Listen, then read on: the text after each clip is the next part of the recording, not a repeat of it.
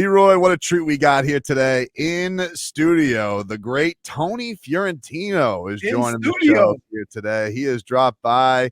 Coach, it's a pleasure. Thanks for stopping by today. Yeah. I listen to you guys. In fact, Brooks Koepka is a season ticket holder with the Heat, sits courtside. So I've gotten to know him a little bit. Really? You guys were talking about him earlier. He's a hardcore South Florida fan. Good guy. Really good. You're right, Leroy. He's a good guy. You think some of the problems he had with some of the players on the tour. He's very low-key, roots for the Heat. Right. Obviously has a gorgeous wife, okay?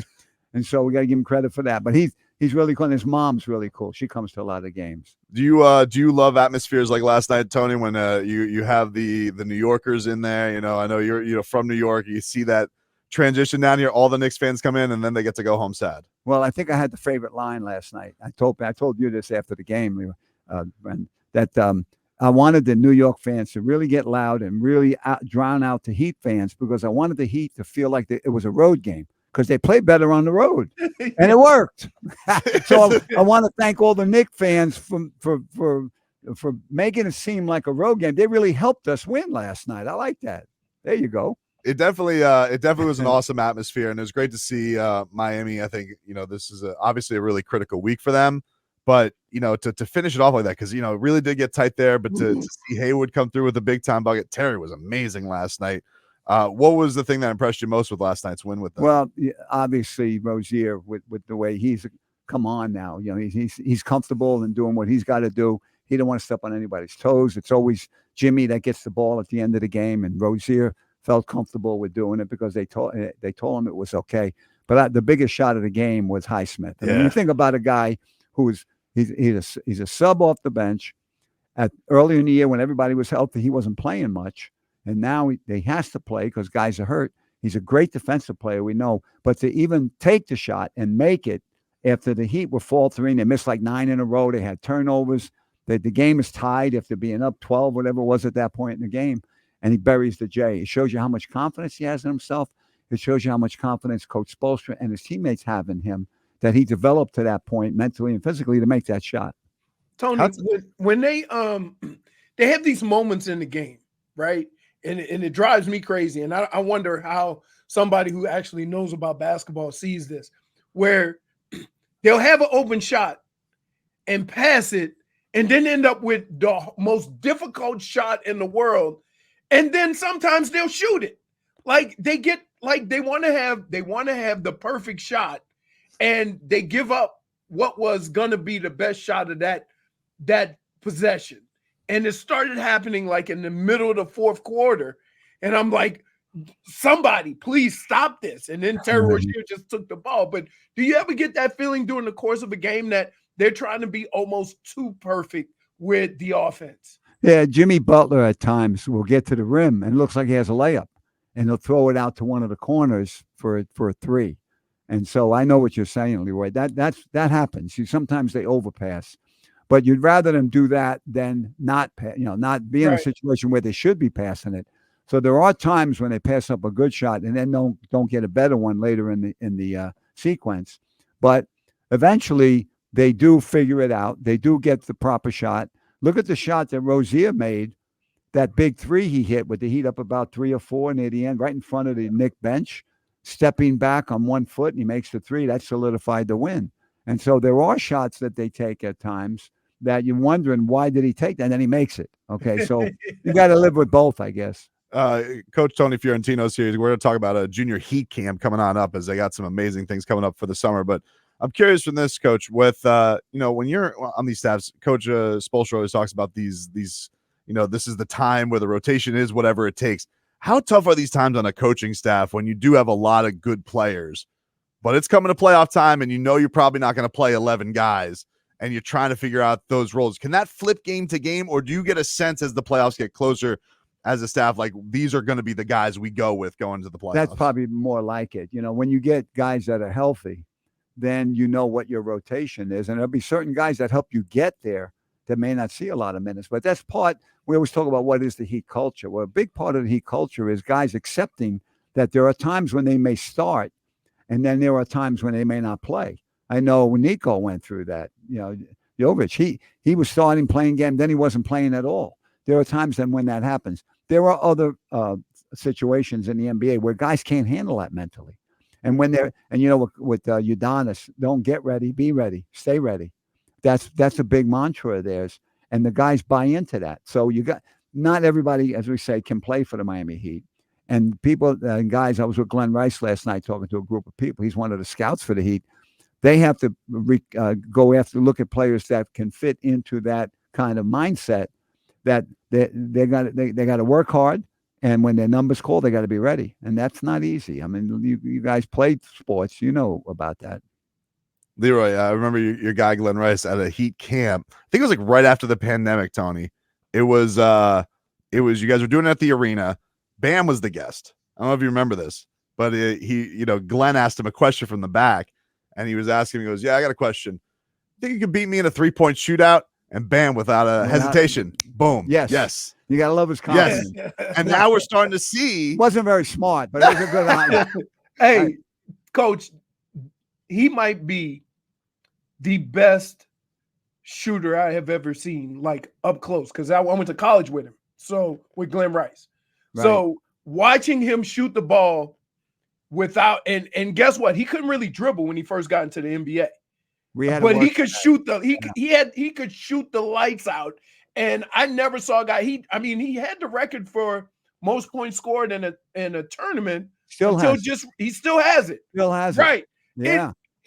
I watched him play 6 games. He never missed. You know what I don't get? I've been trying for the last 3 years to get him into the College Basketball Hall of Fame. Oh. Coach Riley has written a letter of recommendation. Coach Fisher, his college coach, was in San Diego. And I don't understand why he's not in there. And why is there a problem? Because you're right. If he played today. Oh my God. I told him last night, if he played today, I know where I would go to borrow money. Because he'd have a lot of money, man. If he got 12 threes a game, I guarantee you he would break the record on the percentage. Because when he first came, it was our second year. I worked with the perimeter players, and I had to work with him. We had to put the ball on the floor. You know, he couldn't get open when he first came. By the All-Star game, he had 1 3 made. He comes into the league. He's got guys like Scottie Pippen guarding him. He's 6'8". He was always the biggest guy in college and high school, and he never had to worry about getting open. People played zone. Now he's in the NBA. He had no idea how to get open, so we had to work with him. Let me tell you one quick Glen Rice story. I told it last night to a group we were talking to. In his second year in the league, we had Willie Burton. He and Willie Burton were on the team. Willie Burton was a rookie. We go to Chicago to play the Bulls with Michael Jordan. Ron Rothstein and Michael knew each other because Ron Rothstein was Detroit trying to beat the Bulls, right? Yeah. And Ronnie really is the one with Chuck Daly that made the Jordan rules. Don't believe anything anybody tells you. It's Ron Rothstein and Chuck Daly who made the Jordan rules. Well, we're walking into the arena, the old Chicago arena, and Michael walks by, and Ronnie says, "Michael, why don't you take it easy on us tonight?" It was like January. Maybe we had 10 wins our second year. We only won 18 games that year. And so Michael says, I'm a little under the weather. I'll take it easy tonight. Don't you know, with about 6 minutes left in the game, we're up about 6. Michael goes crazy. He blocks shots. He makes jumpers. He's stealing the ball. They win the game going away. So we're leaving the arena. And don't you know, we run into him again. We're going to the buses. And Ronnie says to Michael, you told me you're going to take it easy. He goes, "You better tell those young bucks to keep quiet." Glen Rice and Willie Burton were talking smack on Michael because he wasn't playing that well. He wasn't taking over the game. Boy, they learned a big lesson right there. Every time I tell the story with Glen there, Glen just laughs because he said, "Yeah, that's true. That's true." But getting back to this. I asked Tibbs about this last night about him adding the 3 to his game. We've seen he didn't take one last night, but like over the last 10 games, he is throwing up a couple. Do you think this is something that he isn't really made much of? He's like, I kind of just think it's that time. But what have you thought of Bam adding this? Do you think this is going to be a permanent staple that we'll start seeing Bam throw the 3 into his arsenal a little bit? We did a clinic about 3 years ago on the main floor, and Bam came first. He knew what time we were going to be there, so he went on the court with a coach. And all he was doing was shooting 3s. And I said, you know what? Look at his form. He's going to be a good 3-point shooter one day. It's not now. It's going to be down the road. Well, this is down the road. Right. He has a real good stroke. And everything's got to work. Guys, with someone like him, we teach the glide step with all the shooters. When you shoot the ball, when you catch the ball in a situation where you're going to shoot, you step to the rim with your pivot foot, which is his left foot. You step with the right foot. You're ready to catch it in rhythm and shoot. When he does that, he's a good shooter. Now, he's not kind of like there's no way like he could be like Duncan, because Duncan shoots the ball off balance, off one leg. That's a great shooter. So everything's got to be working for him in rhythm, and he can bury that. That's going to be in his arsenal now. So Junior Heat Camp is you guys do a great job every time, spring break comes around, but your summer camps are coming on up. You guys got a couple locations. Tell us a little bit about what you got coming up this summer. We're doing something a little different now. The spring camp we just had, it's the first time we ever had 2 sites on the same week, during the same week. I ran the camp at Slam High School, and Marquise Kiffin, who's an elementary school teacher, he's been with us 26 years, great guy. He ran the camp at Cooper City High School. So we had both. And I went up there twice to see the kids and all of that. And in the summer, in July, we have 3 weeks in June. The first week is at Deerfield Beach, that really cool place up there, pickleball. Yeah. The 6 courts. And on 10th Street. Yeah. And then the 2 weeks after that, the last 2 weeks in June, we're all together at Cooper City High School. Then we break for the 4th of July week. And then the 4 weeks after that, we've got 4 weeks at Slam. And the same 4 weeks that we'll have the same format where the kids can go to Cooper City High School. And so we've gotten a lot of coaches that we've got brought aboard. We're breaking in a lot of coaches. And what it does, it allows us to reach more kids in the same week, rather than kids have to decide, well, maybe I have to go to Slam from Broward or have to go to Broward from Dade County. And it does both. And both facilities are great facilities for a camp. And the people there are really cool in helping us run a great camp.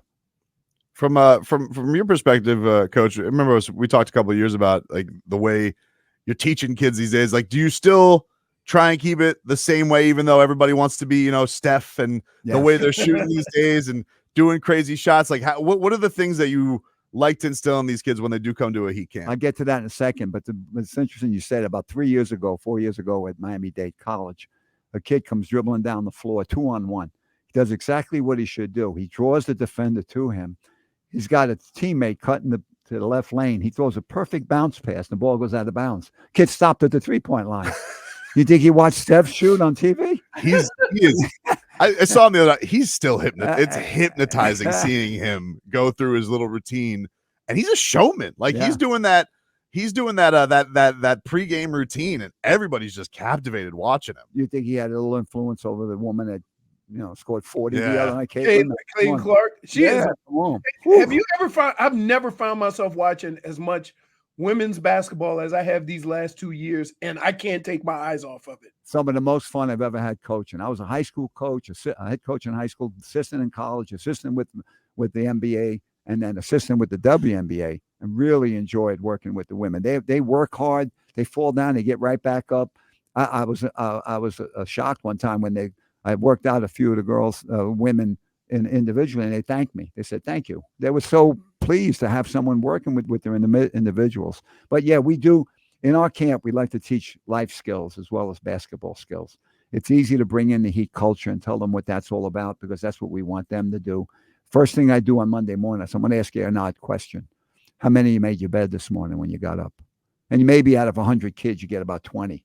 By the end of the week, almost all of them are raising. I had a mom come up to me last year, the last week in the camp of the summer at Slam on a Wednesday morning. So I had a Monday and Tuesday when I said that to him. Wednesday, the mom comes up to me and says, my 8-year-old son made his bed this morning. And not only that, he showed his 6-year-old brother how to make the bed. What's better than that? Listen, I might have. We talk about responsibility. I might have sent Tommy there just for that. What about the handles? So I tell them why it's important. The responsibility, taking responsibility for your own actions. Why does somebody have to tell you? I give them homework where you got to former high school teacher. So you got to, when you go home, do a chore without being told. Okay. And we talk about trying to make people smile the rest of the day, give your mom and dad a hug. We talk about gratitude. We talk about all the important things, kindness and things of that nature. And the other thing I tell them on Monday, right from day one, there was no negative stuff being said in this camp. I'll call your mom and dad, tell you come and get you. We don't need your check. All right. You go home. So we don't want kids like to pick on each other. I do a lot of that stuff in the classrooms too, as well. The anti-bullying stuff and the kindness, all that kind of stuff. There you have it last night. Miami Heat audio experience. Jason Jackson on the call. Terry Rozier. What a night it was. We got the great Tony Fiorentino, the coach, joining us here in studio. he has to feel super like you come to a new team, coach. You have a performance like that, especially right before the playoffs. I got to imagine now his teammates are like, all right, well, this guy, we can ride him in a playoff game with shot making like that. He came in with a rep, and then he backed it up. I heard, I think in the last 3 games, he's made 19 threes. I think that's the stat. And so he brought an element that the Heat didn't have. He's not very big, but he's very fast, very quick, gets the ball up the floor, and he's a big-time shot maker with the game on the line. He's done that his whole career. And so he was stuck a little bit in Charlotte because they're rebuilding there, and it didn't show as much. But now he's with a team, obviously, that has a chance to has championship aspirations, and he can be part of it, a big part of it. And now he's gotten comfortable in his role. When you typically, whether it be broadcasting or whether you're on the coaching staff, when you bring a guy in the middle of the season, is there a perfect amount of time it typically takes a guy to feel comfortable and feeling like they can be themselves? Like, is there a set number of games or time it usually takes? No, everybody's different. It takes a while. I mean, when he came to the Heat, he came off the bench 1 game, and then he started the next. And then it took a while. You could see him deferring. He came in. When Jimmy Butler first came to the Heat, I don't know if people remember this, but in the exhibition season, he was passing the ball a lot. He was setting up teammates, getting to know them, where they like the ball and all of that. And people were saying, what's wrong with Jimmy? He's not scoring. We went to Phoenix that year, and he had 30 at halftime. Jimmy said, okay, now we realized what he was doing. He's a very smart player, and he was getting acclimated and getting his teammates acclimated to him being both a passer and a scorer, because he doesn't care how many points he scores as long as you get the W.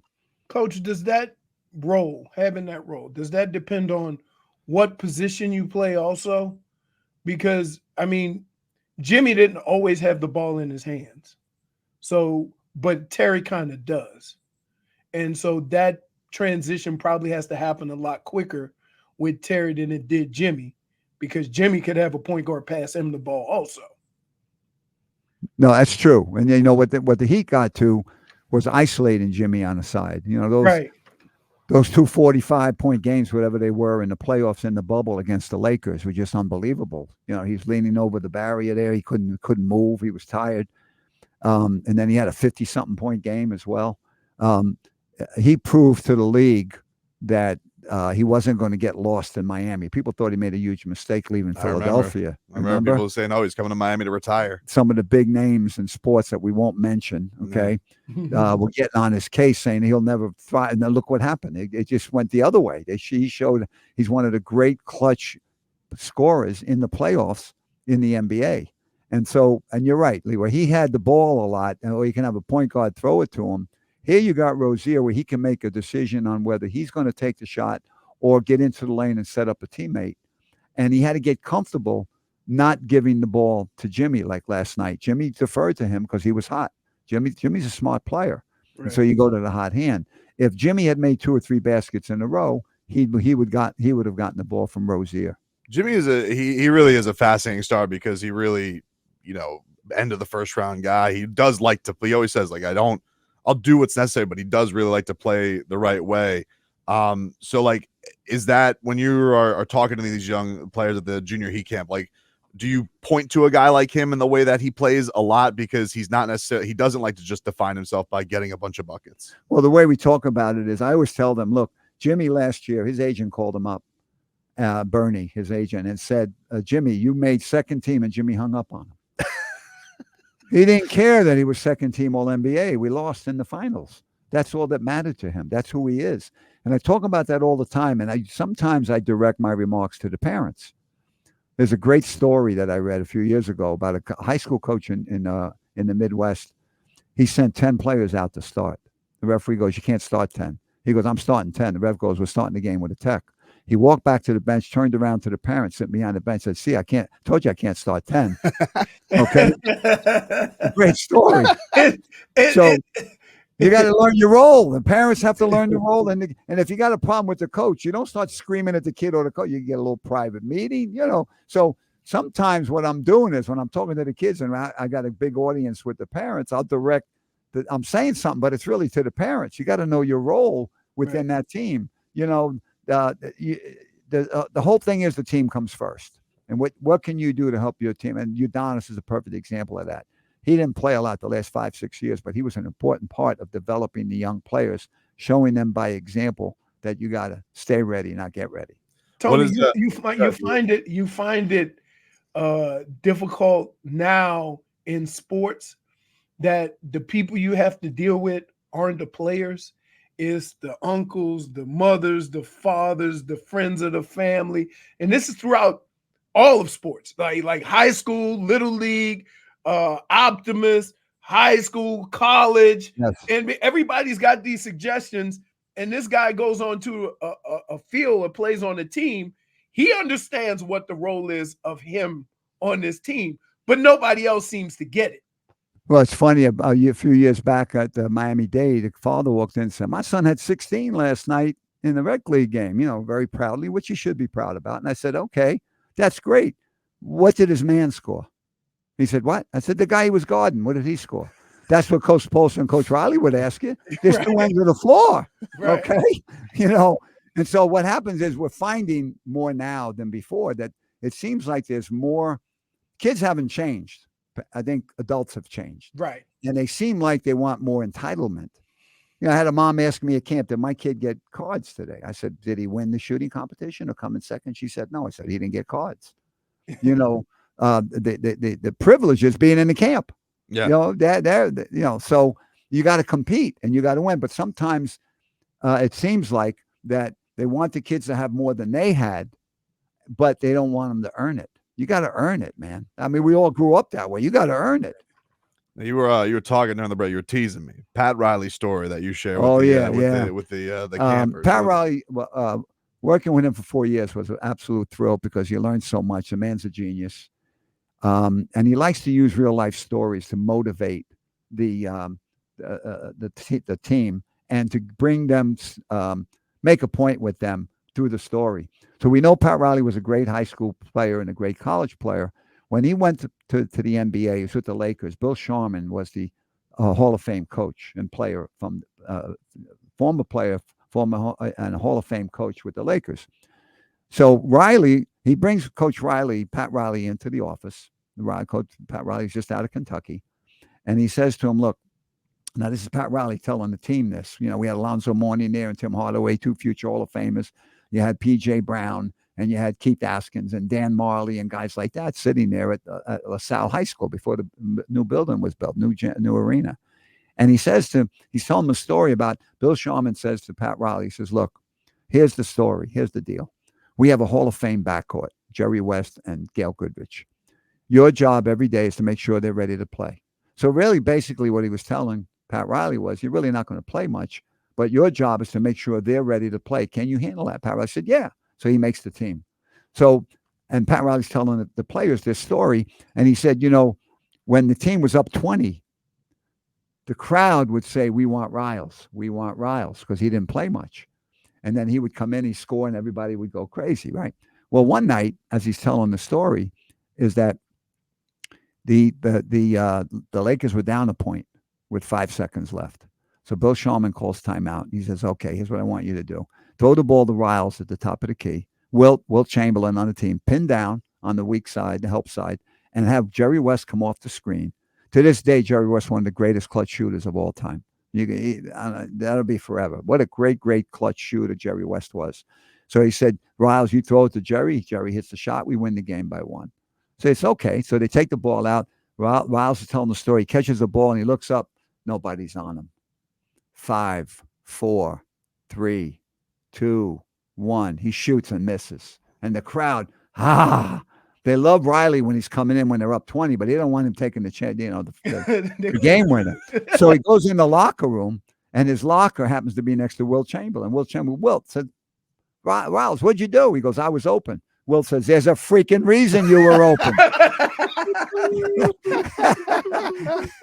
So he's telling his players, "Look, you got to know what you do well and what you don't do well. And don't do what the opponent wants you to do. You got to do what's best with your." Jerry West is standing wide open over there on the left wing, and he didn't throw him the ball. That's awesome. Great story. That Great is awesome. Story. The coach, Tony Fiorentino. Before we get you out of here, Junior Heat Camp coming up this summer for you guys. You guys can register heat.com/junior camp. typical day at camp. What are kids in for on a typical day? Well, we tell them we play 2 5-on-5 games every day, so they get 10 games. They love the 5-on-5 games. Monday, Wednesday, and Friday, we teach we have a 3-on-3 competition. We show them how to play. If you know how to play 3-on-3, you know how to play 5-on-5. We have 2 skill work sessions every day. The coaches get their teams, and we tell them what we'd like to do. We work on pick and rolls. We work on different things, dribbling, shooting, all that sort of stuff. And what I really enjoy is that Michael Lissack from the PR department does a great job always getting us a Heat player to come to the camp. And what I've done over the years, I've changed it. He used to come in the gym and do stuff, not anymore. He comes and he talks to the kids. He gives an autograph. They leave with an autographed picture of him, and they take a picture with him that they get the next day. And so and we just had Nico. He was with us at Miami-Dade. I mean at Slam, and Udonis was at Cooper City. And what I love about it is when they answer questions, they usually reinforce the things we've been telling the kids all week, especially Udonis. Udonis is a great speaker, and he inspires, just like he inspired his teammates. He inspires the campers on what's important and different things of that nature, the life skills that we teach all week. So that's basically the camp. And then we have an awards ceremony on Friday, and we never give out. I don't care who the best player is, the best shooter. The award we gave out at Slam was who's the most willing passer. Not the best passer, the most willing passer. One from each team would win, one kid from each team. And then we had the best teammate award and the camper of the week award. And then we gave out another award was don't give up. And we give out a coach of the week award now. Very so cool. It's all encompassing, and it's really, we have a great time. And I tell them the most important thing I want from them for the whole week, for them, have fun. Sounds like a great way to have your little members of Heat Nation go out and get their skills right. The coach, Tony Fiorentino, does a fantastic job. Thanks for stopping by, Coach. Really appreciate it. Thanks, guys. You do a good job. I enjoy listening to you.